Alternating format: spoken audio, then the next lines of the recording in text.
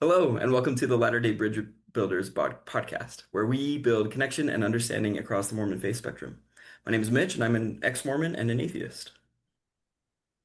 I'm Ashton, and I am an active uh, member of the Church of Jesus Christ of Latter-day Saints. And if Juliet were here, she would say that she's inactive, and I'd say that I'm hyperactive. And today we're talking with our friend Stephen Pynakker from Mormon Book Reviews. Thanks for coming on the show, Stephen. Well, thanks for having me. And I guess I have to describe myself as, what is this, an AA meeting where we just introduce ourselves to each other?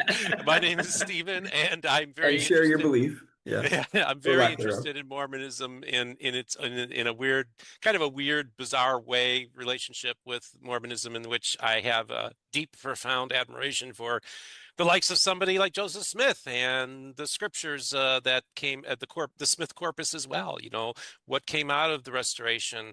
It's just a fascinating story, and I have a much more charitable view that maybe most evangelicals don't have. But I'm sorry, but I can't deny the fact that overall Mormonism has had a positive effect on my life. That's awesome. Yeah, Stephen, if you for our listeners who don't know Stephen and what he does, he's had this YouTube channel for about 5 years. Is that right? Yeah, I can't believe it's been 5 years now. Yeah. And he actually had me and my old co-host Garrett on at the very start of our podcast, which we really appreciated. And so we're finally returning the favor about 4 years later. So Yeah, it's crazy. That was early days. And yeah, to me, the bridge building aspect, I think, is really important in this space. And actually, now more than ever, because if anything, it's gotten much worse over the course of the last 4 or 5 years. We're seeing more and more division.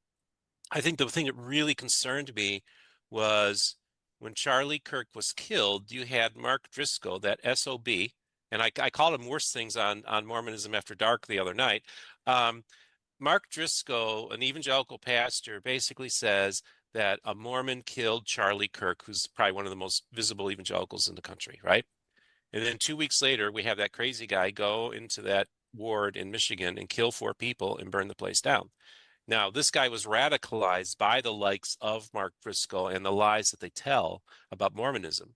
For instance, that person, when he barged into that ward, literally put a gun to somebody's head and said, Jesus or Joseph Smith. This is a guy that's been so radicalized and propagandized by the fringy, horrible elements within my community that this guy literally believed that Mormons worship Joseph Smith. yeah, Okay. And so when you're thinking that way, and again, I even say people like, look, if all this garbage out there that unfortunately comes primarily from the evangelical camp, that they're doing these satanic rituals in the temple, they're doing all these horrible things, and I don't even want to repeat the horrible things that are said about Mormons. I can see how an unhinged person would feel like, well, maybe we need to go in those places and shoot them up, right? Because this is an evil satanic group. That's how they see it. And it's unfortunate that, I got there's an evangelical that just entered into this space a couple of weeks ago who's already just throwing garbage out there. And I've been in communication with him, but I'm just sitting here like, and I've been talking to other evangelicals like, look, we got another grifter coming into this space. And again, just keep this in mind. Often it's a grift. Now, there are people who sincerely believe that when they drive halfway across the country on their own dime to attend a temple open house or to go to a general conference and hold up signs saying that Mormons are, it's either turn or burn, or, Joseph Smith was a liar, or whatever signs they're holding. I do know that there are many of those people who sincerely believe that Latter-day Saints are going to hell. And so, in one sense, I think they're motivated. They're motivated out of concern, and they actually and maybe love for Latter-day Saints. So I think there is an aspect of that I need to acknowledge, that it's done out of ignorance, but at the same time I'm like, okay, yeah, if you really believe these people are going to hell, maybe I understand what you're saying. But for the most part, the people, the cretins that are out there are just evil, wicked people who are just horrible human beings. I'm sorry, they just are, and they misrepresent evangelical Christianity in some ways. Unfortunately, sometimes they are very representative of evangelical Christianity. And I always tell people, I said, people ask, why is it this Latter-day Saints often go from being a believer and then they deconstruct and they just become atheists? And I said, well, part of it has to do with, as Latter-day Saints, either on their mission or going to general conference or a temple open house, and they have these yahoos holding signs and holding up their sacred garments, mocking them. And they're like, well, I don't I don't know if I were to ever leave my church, I certainly wouldn't join their church, and that's what leads them right Sure. directly into atheism. And so I actually think that much of the evangelical counter cult or apologetic ministries that are geared towards Latter-day Saints probably are more apt to create atheists than Christians. That's interesting. I haven't thought about that. Stepping away from the church myself and becoming atheist, like to me, it just, being taught from a very young age that we have like the whole truth Yeah. basically, and Yep. other I think churches are the whole one true churchism is right. also a contributing factor to that. That's why you see a high amount of like Jehovah's Witnesses become atheists. Sure. It's a similar pattern that you're basically taught this is it. We're the one true church. And then because they go and basically show that all the churches are false, and that they have philosophies of men mingled with scripture, all these kind of things, that the well is poisoned by this one true churchism. That's true. But then secondarily, these evangelicals who are then doing all this negative stuff, it also reinforces that. And Yeah. also to the point, look, I will tell you that I'm probably the only evangelical that can post in the Ex-Mormon Reddit and not get blasted. Because I always tell people, if there's one group of people, there's one group that the ex-Mormons hate more than the Mormon church, it's evangelicals to try to go in there and convert them, right? And so for me, it's like, I had to introduce myself to the ex-Mormon group. I wanted to let them know, hey, I'm an evangelical, but this is not my person's. I'm not trying to go in here to recruit people into my church, because first of all, I just think that's a stupid thing to do anyhow. And in proselytizing and trying to convert people, it's like, you don't get it. Like, it's not about the work you do. It's about the work that Christ does in your life. And if people are led to Christ, it's not because of anything you did. It might be because they see the work of Christ in your life that might get them to say, oh, maybe I will consider maybe faith, but it has nothing to do with me. It just has being used as a vessel. The second I say, I got to go and I got to preach in that corner, I got to save these people, I got to do this and I got to do that. And we as Christians, we have to do this. It's like now it becomes a work, but it's your work. It's not his work. And that's where they miss the point. No, I think that's fair. I think that same principle applies for atheists too. Like a lot of times people want to leave the church and then they try to blast, open the doors for their friends and family members. Yeah, and that's the other Telling thing them like too, what's is going like, on. yeah, they go through their angry atheist phase, and Yeah. a lot of Christians and Latter-day Saints, they see that angry atheists and they think that all atheists are like that. I've told this to Aaron Ra and Michael Shermer.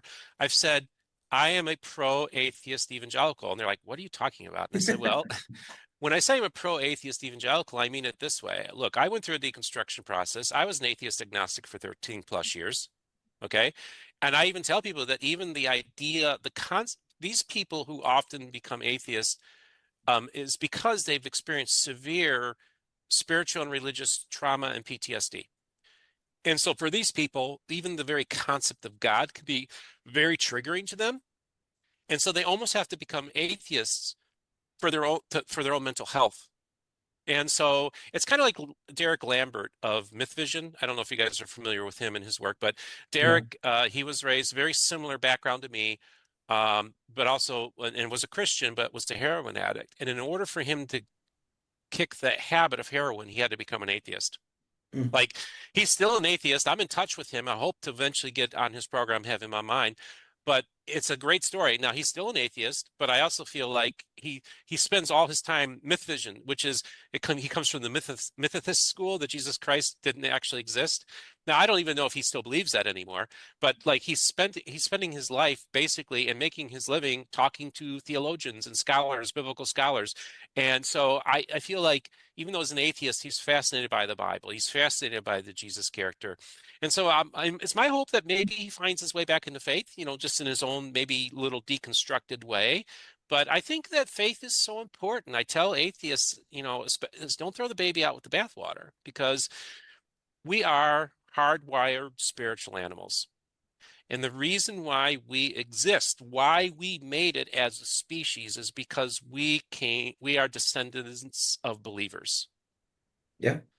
And if they didn't believe in something bigger than themselves, I don't think we would have made it. I think when and we've probably talked about this too, Mitch, is that, I think when Margaret Mead said, the spark of humanity happened when we see human remains with healed hip bones, where, in other words, they weren't left to the side to die, they were carried.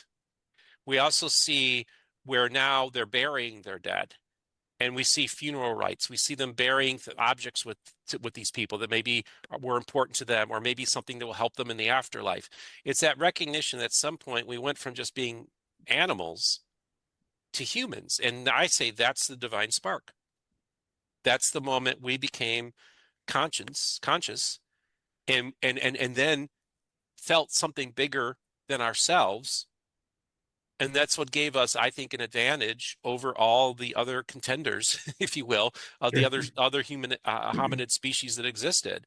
I think it was the idea of belief that gave us that upper hand.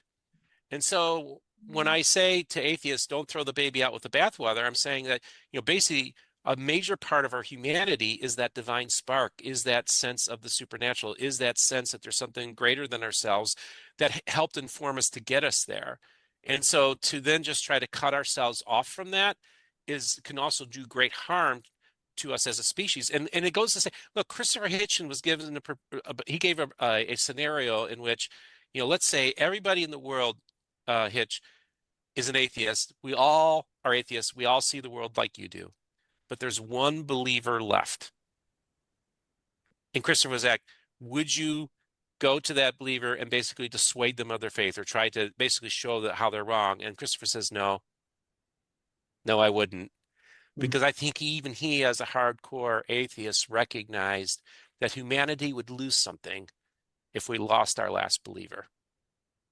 Yeah, definitely. That's I'm not sure if you're familiar with Britt Hartley and the work she does. Oh, a little bit, yes. No nonsense spirituality is like Yes, yes. her tag and stuff. Yeah, she's claims to be like a spiritual atheist and like recognizes that ritual and like belief and like these things like play a part for sure, and that to just completely dismiss that is not good for individuals nor society kind of thing. So Well, and I definitely think, agree with Mitch, I think it's really important too to understand that even within the context of like the Four Horsemen atheists that were really big 20 plus years ago, who were very influential in kind of me deconstructing, you. is that the very last one that I would have expected to say something like, I am a cultural Christian and I'm glad I grew up in a Christian civilization, Richard freaking Dawkins saying that, he would have been the last one I would have expected, because he probably had the most derision for Christianity and religion more than any of the other Four Horsemen.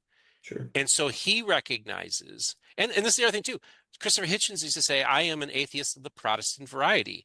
And I always tell people, I said, listen, atheism, Western-based atheism, is just a form of Protestantism taken to its logical extreme. So I call atheists fellow Protestants. Welcome to the camp, because they really are. Because, for instance, Protestantism is literally going and saying the vicar of Christ is wrong. Christ's representative, the Pope, here on earth is wrong. Well, that's just a couple steps away from being an atheist, right? And so that's kind of like where the atheistic aspect of Protestantism comes in, is that you can, but the other thing too is this, is that so often atheists will say, I don't want to have anything to do with a God that created this. This is a mess. There's death, there's suffering, there's childhood cancer, there's death that's just meaningless death, right? And right now there's a child being tortured, and because they're calling out for God for help, and God's not intervening. Okay, so this is the reality of the world that we live in. So if an atheist recognizes the brokenness of this world, that's precisely what Christianity is all about. We live in a broken world. And so for a person to say, well, because we live in a broken world, we need a savior, other atheists will say, this is a broken world, and I want to have anything to do. If there is a God, I want to have anything to do with it. And it is likely that there isn't a God. And if there was a God, he's a monster. That's why Christopher Hitchens described himself as no, I'm not an atheist. I'm an anti-theist. Yeah. So I really think there's a lot of levels to this that I think it's really important to explore. But for me, I just tell people, and I tell this to atheists all the time, I'm a 51-49 believer, or maybe a 50+1 believer. And if we put out all the evidence on the table and we look at it, we investigate it, and you did your due diligence, and you walk away being an atheist, I'd be like, okay, yeah, I get it. It's Yeah. I'm not gonna judge you. If anything, I give the atheists credit because they typically know the Bible and Christianity better than most Christians do. Like Aaron Ross said, and many other atheists say, the reason why I'm an atheist is because I read the damn book. Ashton, I want to get you in here a little bit too, in our little corner of the internet, uh, we're more focused on Mormonism. So to our world and our viewpoint, And fair Mormons enough, make fair up enough. like 90% of the population. I do have a lot of thoughts that are sparked by what you've been sharing, and I think one of the most underlying ones for me is the world is a lot bigger than our corner, Yes. and so a lot of things that happen internally within our realm and our world experience that creates our worldview. If we go outside of that and expand our worldview, which hopefully brings depth into Hmm. our little corner as well. Something that strikes me is the maybe the critical tone that I feel from you from your own fellow evangelicals, and I think there's some value there. For one, because you know it uh, intimately, because you're a part of it, and Hmm. I feel similarly with some of my concerns or criticism that I have within the LDS culture and institution, because I've experienced it. I know it personally, Hmm. and I think there is value there. Because if we're just looking into other groups and pointing fingers Yes. without turning inward to be introspective about our own actions, Yeah. um, I think we can kind of get in that echo chamber of sorts. And then the last thing I wanted to mention from what you had said, I think one of the biggest messages that I'm hearing from you is when we apply these double standards and apply one standard to Mormonism and a different standard to Islam, as you had pointed out, we lose a lot of the principle that can come, and it becomes more personal instead of principled. Um, Mm. yeah, so those are kind of my thoughts in response to the things that you shared just now. I had mentioned this before we started recording to you, Stephen, that I wanted to share a positive experience that I had with an evangelical group Good. from Biola University. So I was Okay. in college, uh, just my early 20s, and was invited to be a part of this interfaith dialogue between some LDS members and some students at Biola University, which is the Bible Institute of Los Los Angeles. Angeles, I Yep. believe. Yeah. Hmm. And they had all, uh, I can't remember the term, but they had proclaimed themselves evangelical, met the requirements, and had vocally done that, I think is what they had described was part of their the process to become an evangelical. And two young men particularly, and I'll just kind of shout them out. I don't know if they'll ever see this, but Garrick Talavera and Tanner Logan, and they are amazing. I had such a good experience with them.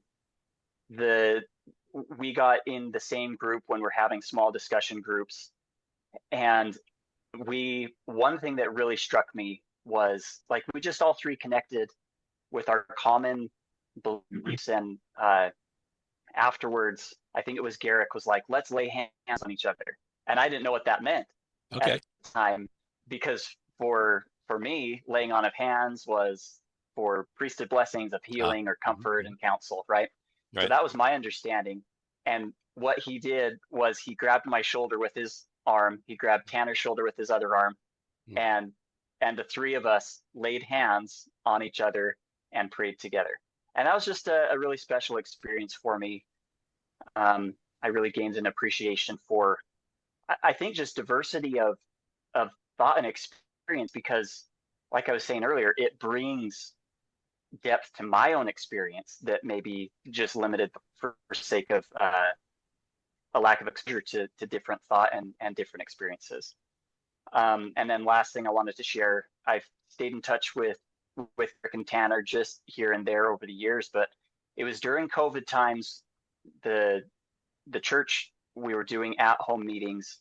I was I can't remember what church position I was in at the time in the elders quorum presidency or the bishopric, but I was just so overwhelmed with my church service and knowing what Mm. to do, and reaching out to people that I could see were really struggling, and I was struggling myself.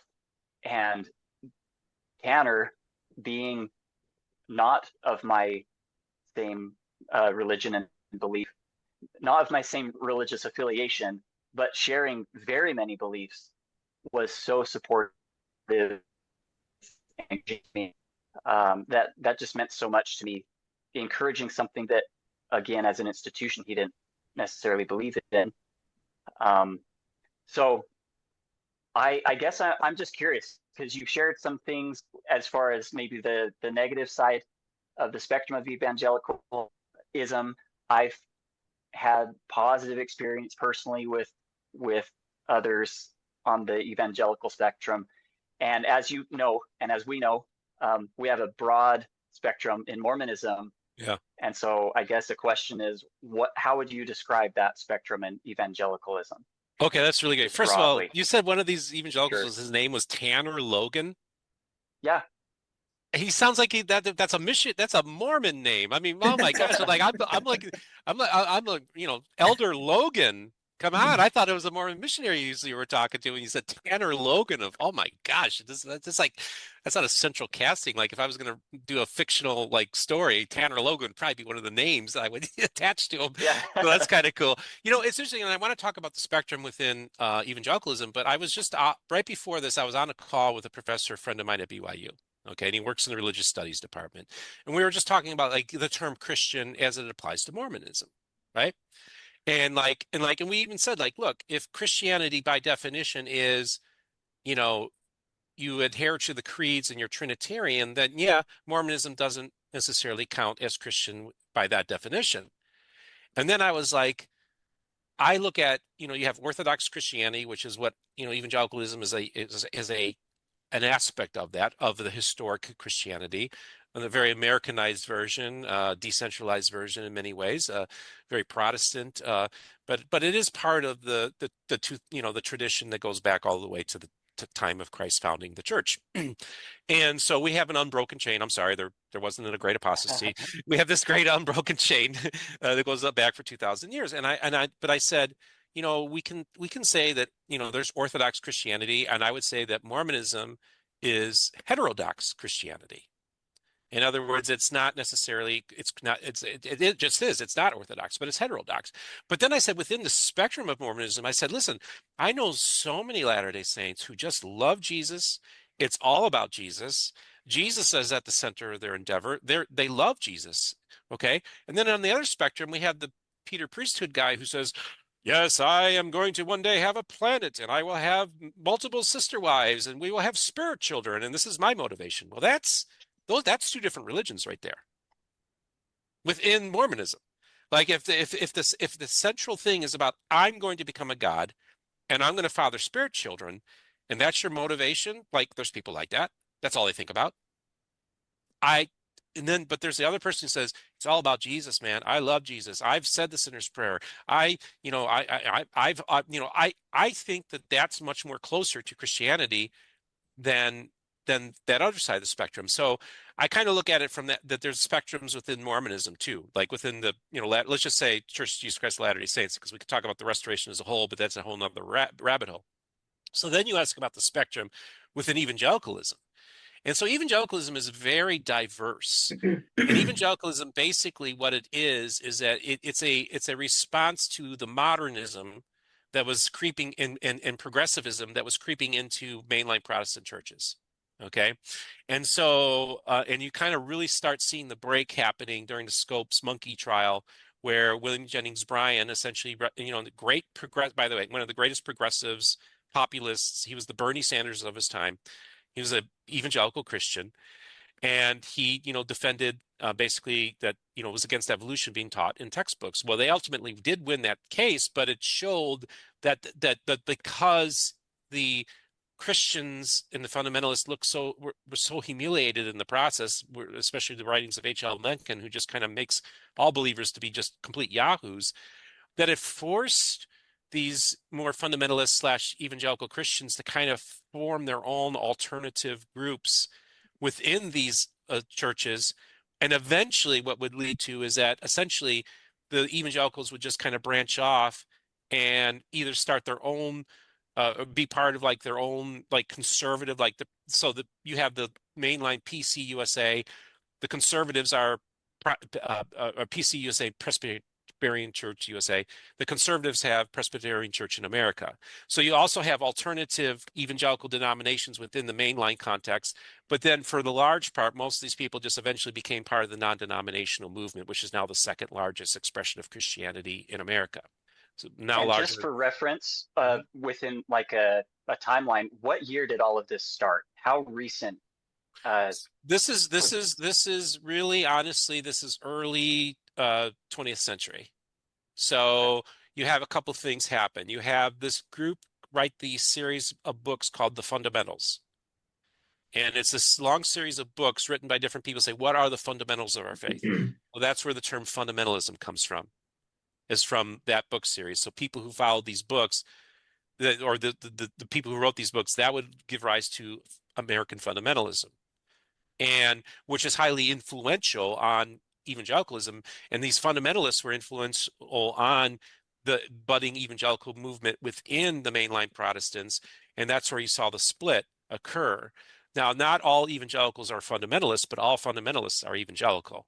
So that's an expression of evangelicalism, is like maybe a very literal Bible people. Some of these might even be King James only types.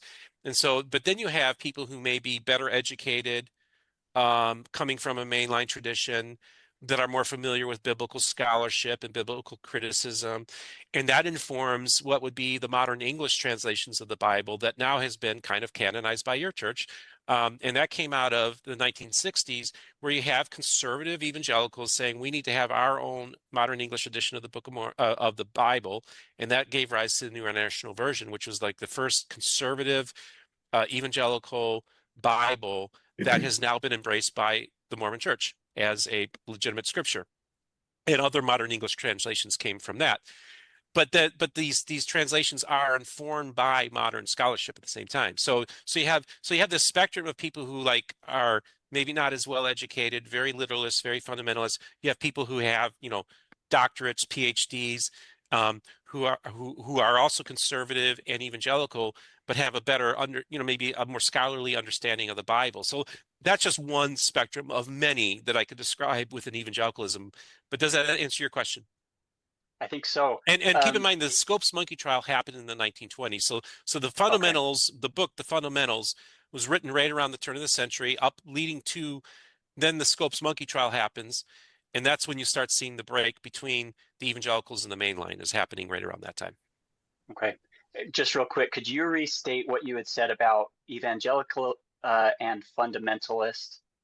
I thought it had landed in my brain, and then as you described it, I was like, maybe I had it in reverse. So could you just you said every evangelical. Not every evangelical is a fundamentalist, but all fundamentalists are evangelicals. If we're Okay. in other words, not all evangelicals are fundamentalists, but fundamentalism is a part of evangelicalism. Got it. So it does, Okay. but it doesn't speak. It doesn't speak exclusively for evangelicalism. It's a very diverse. It's really it's a remarkable movement, and this again and we all recognize each other's baptisms. We all consider ourselves Christians, with some rare exceptions, some extremist types. But for generally speaking, it's a very unified movement. It's the kind of movement that Joseph Smith was trying to do. We did it. We accomplished it in many ways, and actually, the Protestant Reformation has successfully, in many ways, accomplished all its goals, because we did end up reforming the Catholic Church via Vatican II. That put everything into action. So really, if you want to look at the great success story that is Protestantism and American evangelical Christianity, is that we essentially have been able to accomplish everything we've set out to do. We have a Catholic Church that now has really much more different than the church that it was when we were first protesting it. And now they signed concordance with the Lutheran World Federation about basically accepting, salvation through faith alone, not through works. I mean, or justification through faith alone. That the Catholics have made some. So they've made some adjustments in their theology to be more open to that adjustment. So to that statement. So I think but then also there's the dark side too.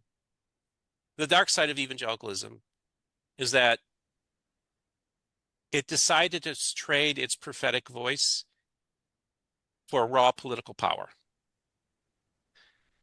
Because also what's happening at the same time is the rise of the Christian right, essentially wanting to bring God back into America. We got to take them, and basically we got to take America back. This is not a new statement, or we need to make America great again. These are not new statements. These have been around in part and have informed the movement since the beginning. And what we have seen is my people successfully take over one of the most powerful political parties in the world and have control the country through Donald Trump, because Donald Trump does not get elected president if it wasn't for evangelicals. Okay. And and actually in many ways, think how successful the evangelicals, just two things evangelicals often, this was like two very important things to evangelicalism, was one, having having Jerusalem recognized as Israel's capital. That was a major impetus for evangelicalism. And two, overturning Roe versus Wade. I mean, this is probably one of the most successful political movements in the history of America. You know, people don't think of it that way, but it's whether you agree or disagree with these two things, it's remarkable that these people who were basically pushed to the side, oh, these are just these crazy evangelicals, you know, ignore them, and the progressive mainline controlled the narrative of this country. And now the progressive mainline, I always tell people, went from the main line to the old line to the dead line. They're dead. And the evangelicals are thriving in many ways. But there's also some there are things showing that we're losing our momentum as well. But it's just a remarkable story to think about, that nobody in a million years would say, there's no way Roe versus Wade gets overturned. Oh, there's no way that Jerusalem would be recognized, because that would cause World War III. Like, it's astonishing just to think what, as a people group, we've been able to accomplish. And it's really accomplishing what I think a lot of Latter-day Saints were expecting to have happen in the end times. So a lot of people believe we live in the end times. And I will give you another segment of evangelicalism that also I think is super important, because this is the driving force of evangelicalism. There was a bunch of pole folk in Southern California, poor white people, Mexicans, blacks, and Armenians, by the way. And why are there so many Armenians in Southern California, you might ask? Well, guess what? There was a boy prophet in Armenia who was predicting the destruction of their people. And they left the people in Southern California who moved there, including the Kardashians. They are descendants of people who followed a boy prophet to that land. Okay, interesting stuff. And they are proto-Pentecostals. So now in 1906, we have this thing called the Azusa Street Revival. It's a place, there's this meeting house on Azusa Street in Los Angeles. And that's where the Pentecostal charismatic movement comes out of. Now, here you have these poor folks on the other side of the tracks. Okay, nobody takes them seriously, even within the evangelical world up until recently. Now, the charismatic Pentecostal movement has over 500 million adherents, and by the middle of this century could very well surpass Islam.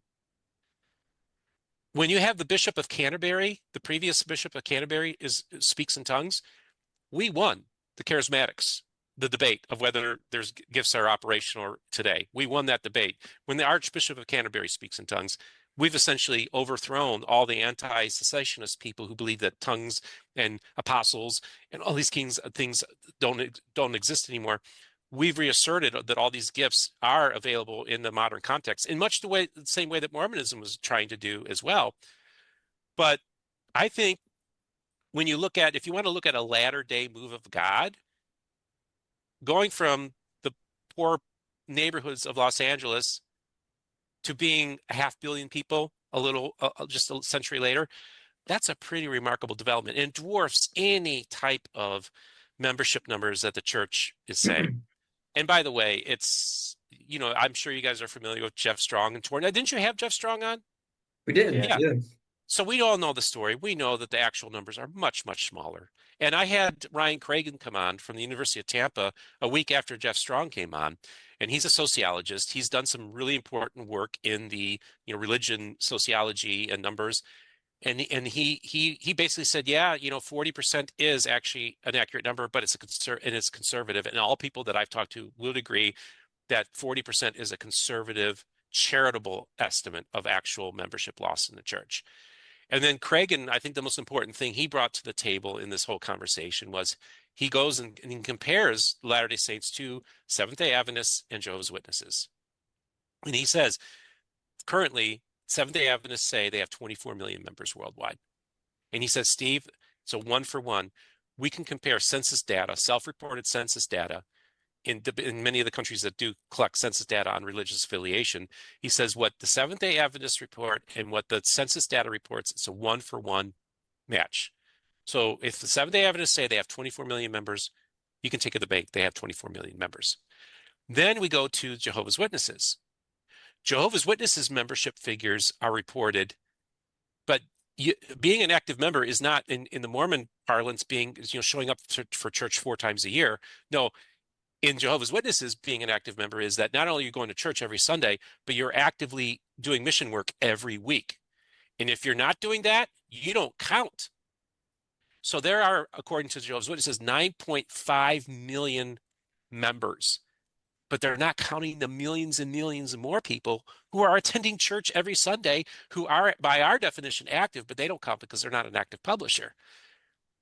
And then we go back to how many actual active members are in the Church of Jesus Christ of Latter-day Saints. Conservative estimates are 3 to 5 million. I mean, the best, like the most, like, and the 3 to 5 million are basically people that are just showing up 4 times a year, once a quarter. That's the definition of an active member. But then we take it further. How many of them are actually active tithe payers and hold temple recommends? You do the math. And I think you guys can figure it out. Even Ashton, you going to your church, that's a very low number. And so we're talking about such a small number, actual number of full-time active members, fully tithe paid, Temple recommends is such a small number. It's dwarfed by the Seventh-day Adventists and Jehovah's Witnesses. That's the reality. And then the church knows this too. Yeah, for sure. Something, well, yeah, like I don't discount. And by the way, I love the Mormon church. Everybody knows yeah. I love them. Like For sure. I'm not a critic. I'm not a hater. Well, I that's the love thing the too. church.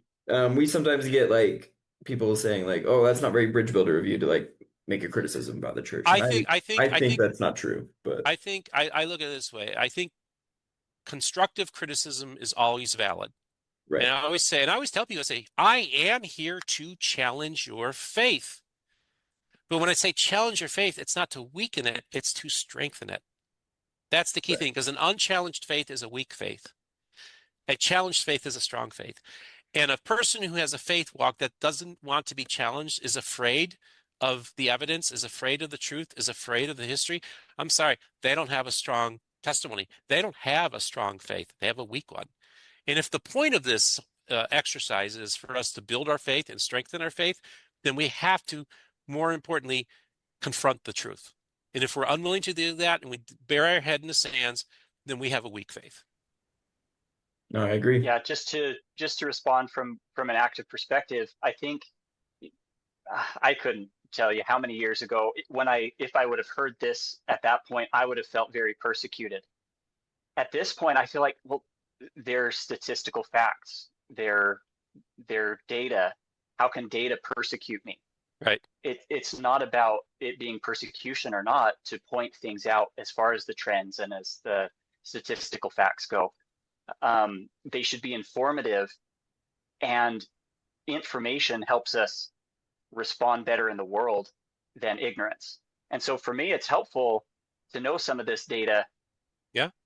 So that I can be more capable in affecting positive change in the world around me. So for those who maybe are feeling that, well, it's persecution to say that we only have 3 to 5 million when we report 17 million. Yeah. Well, that's not persecution. That's just getting more information about it. Yeah, and to me, the more correct data we have, the more information we have, we can make better informed decisions. Yes. And the reality is that the church knows all this, folks. This is not a secret.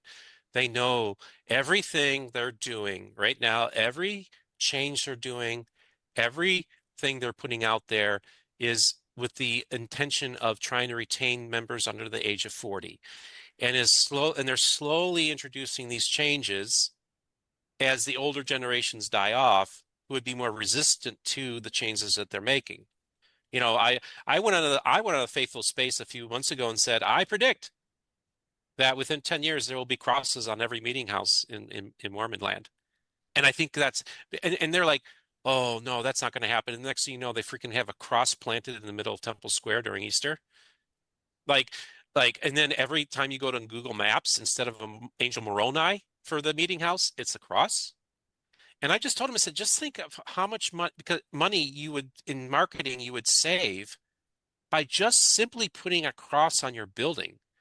Because by definition, if you see a building with a cross on it, you say, oh, that's a Christian church. Right. Like, so for me, it's just inevitable that we're going to see these types of things continue to happen. And even though there's maybe a bit of a retrenchment going on with the purge of progressives at BYU, with the retrenchment of Dallin Oaks coming in and kind of being more aggressive and in excommunicating people and all this kind of stuff. Yes, that happens, but that's can be expected that things can go bounce forward and backwards. But the trajectory is still going in this direction of change. And I think they will continue to make changes to the endowment ceremony to make it even more Christ-centric than it already is, to the point that I think it will get to the point where evangelicals and Christians will no longer have an issue with what goes on in the temple.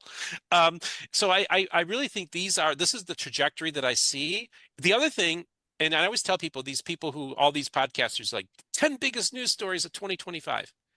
And I don't know, I watched a few, so maybe some did. But if you did the biggest news story to come out of 2025, that the only thing, maybe with the exception of President Nelson's death, the only thing scholars will be talking about 50 years from now is when they de facto canonized the modern English translations of the Bible, said that they are a correct translation. See, it's always been a diss. We always felt dissed by you guys when you say, well, we believe in the Bible as long as it's translated correctly, kind of throwing shade on us, Sure. right? Now, all of a sudden, and it was my people group, in particular, the Dutch Reformed people, that initiated the program to give us the NIV, which gave us the modern English translation movement. Now, the church just last year said, well, yeah, they're translated correctly. You can use them for study. Right. And that's my next prediction of what I foresee happening. As early as next year, do not be surprised if a modern English edition of the Book of Mormon comes out, because it was these scriptures that you can use right before what? Come follow me. So now you can study and read both the Old Testament this year, New Testament next year, in a modern English cadence, moving away from the King James cadence, which then prepares the way for Latter-day Saints to listen to scriptures in an modern English cadence. Now it's inevitable that the Book of Mormon, I think, they go in that direction and use a modern English edition of the Book of Mormon, which I think would be helpful, because I'm reading through the Book of Mormon. It's hard to get through some of those sentences. Agreed. No, that'd be interesting to see. Interesting to see what Yeah. happens with that. So, Stephen, something else about your channel that has always piqued my interest Yeah. is, growing up in Utah in the mainstream Brighamite sect of Mormonism, Latter-day Church of Jesus Christ of Latter-day Saints. I heard about two different movements of Mormonism, and it was the FLDS and the RLDS, now the Church of Christ, right? Mm-hmm. Community of Christ, yeah. And Community of Christ, yeah, sorry. And they were so far distant in my mind. It was like, oh, the RLDS are back in Missouri, and they just think that it should have been Joseph Smith III. And the FLDS are just down south, and Warren Jeffs, this was the time when he was like getting arrested and so forth in my Right.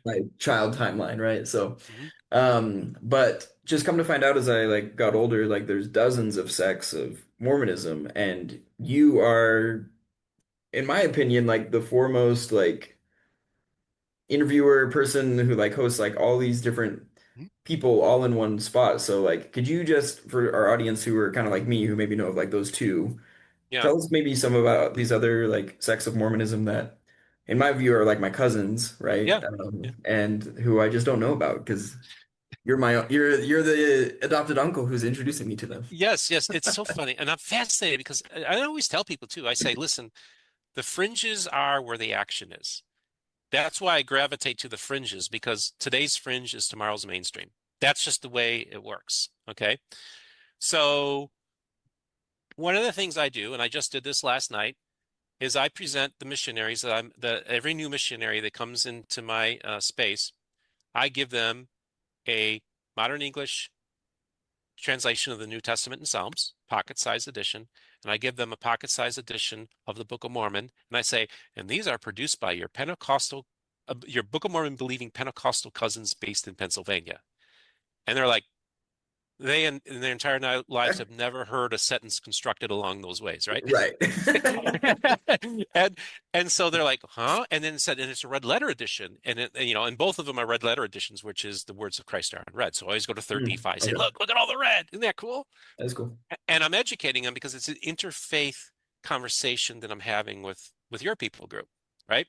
And and so I'm trying to introduce to them, it's like, to steal from Sunstone, there's more than one way to Mormon.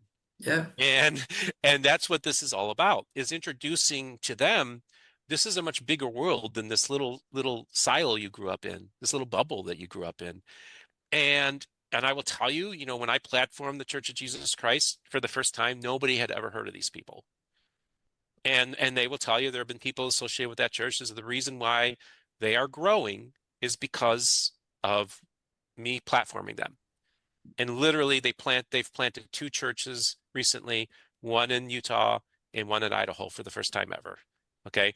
And for a lot of people, what the Bickertonites represent is essentially Book of Mormon, Bible, Jesus. And for a lot of people who are deconstructing or have struggles with the institutional church in Salt Lake City, they often hold on to Jesus and the Book of Mormon.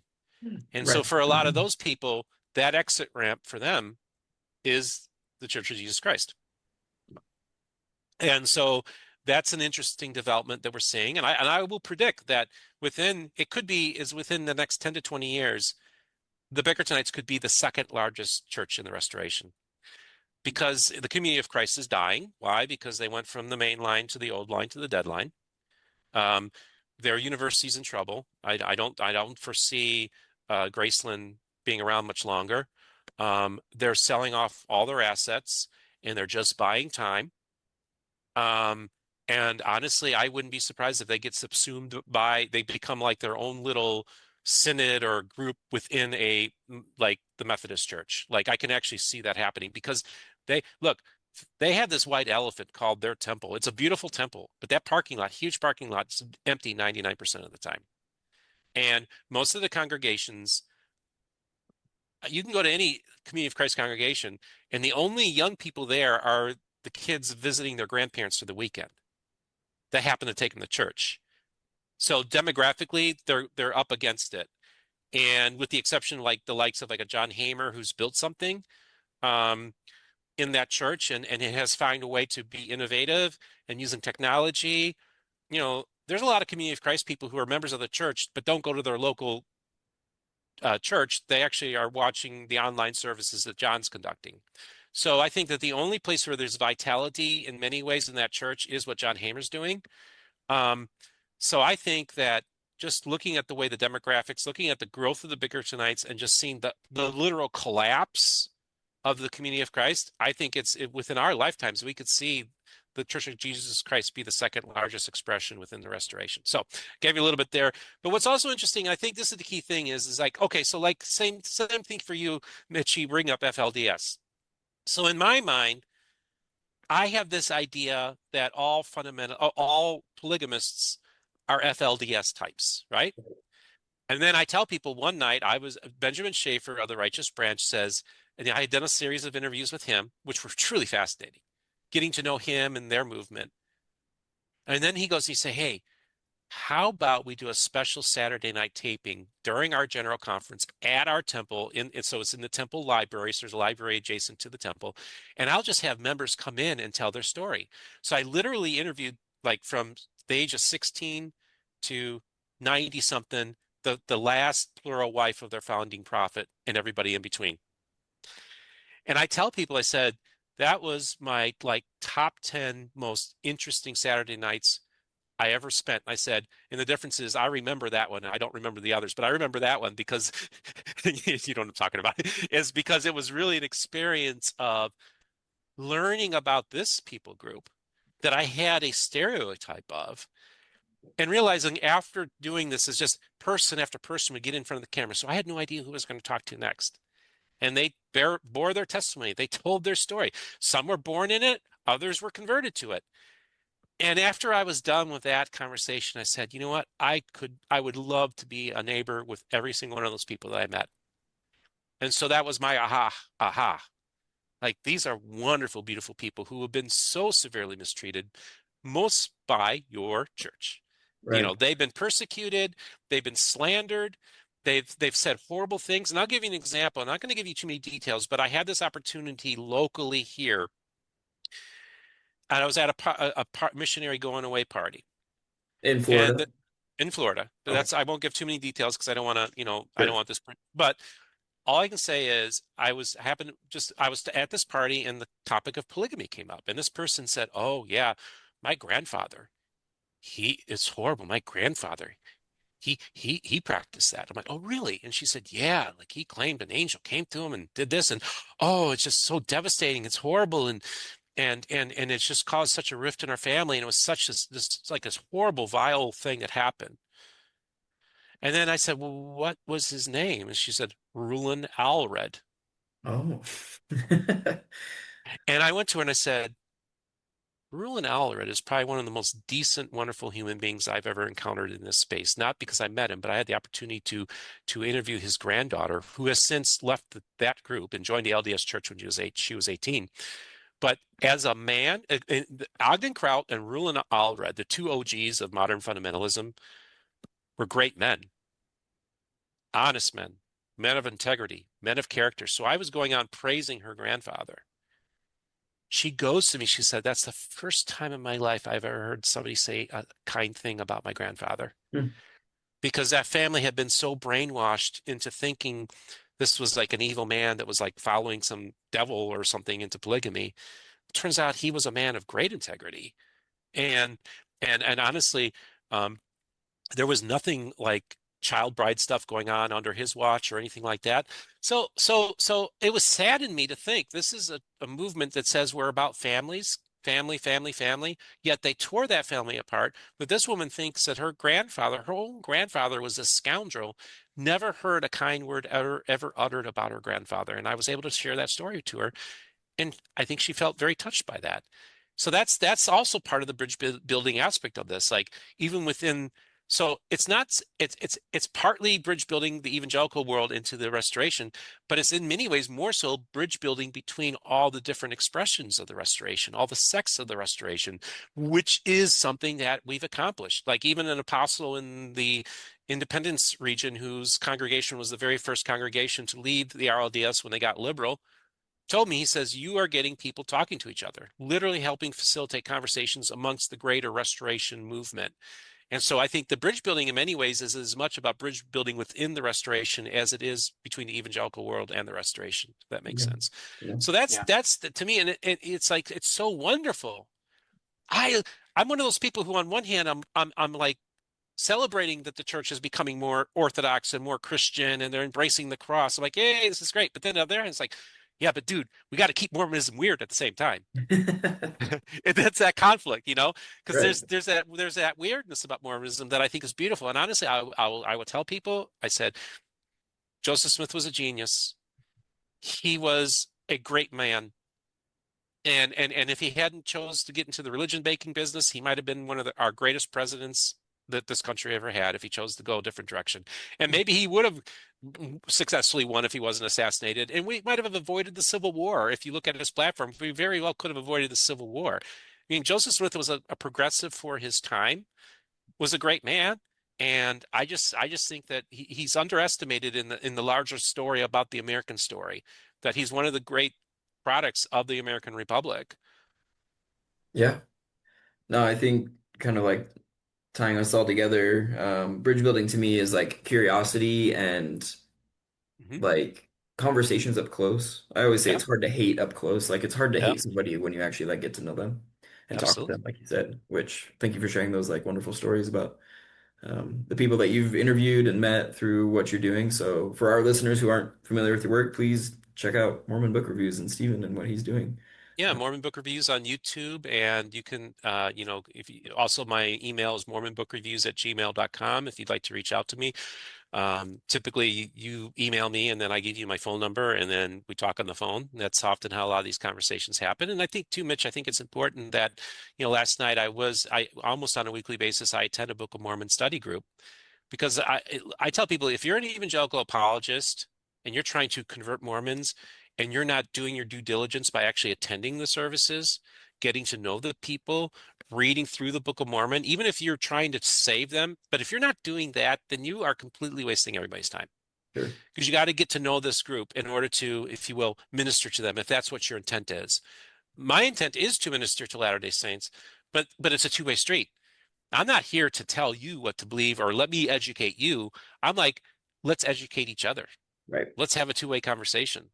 And I think that's a much more productive way of doing it. If I go into that space thinking I have all the answers and all these Mormons are going to hell, I got news from you. Uh, you ain't going anywhere. Pack your bags, get out, because you're not going to have any influence in this space at all. Well, thank you so much, Stephen, for coming on and sharing your thoughts and impressions and stories that you've come to know over the past 5 years. And we hope for another at least 5 years to come with what you're doing. So, Yeah, well, if the Lord tarries, yeah, if that's what he wants me to do, I will continue to do what I'm doing. It's a labor of love. I love the people of the restoration. I think you're awesome. Some people ask me, what's it like being in that space? I said, well, I get to hang out with some of the nicest people in the world. And so that's a great experience. And Ashton, it was great to meet you for the first time today. Keep on doing Likewise. your great work as an active member of the Church of Jesus Christ of Latter-day Saints. I think it's really important that we have informed, principled people who are also free thinkers involved in the Latter-day Saints space. I think you play an invaluable role there.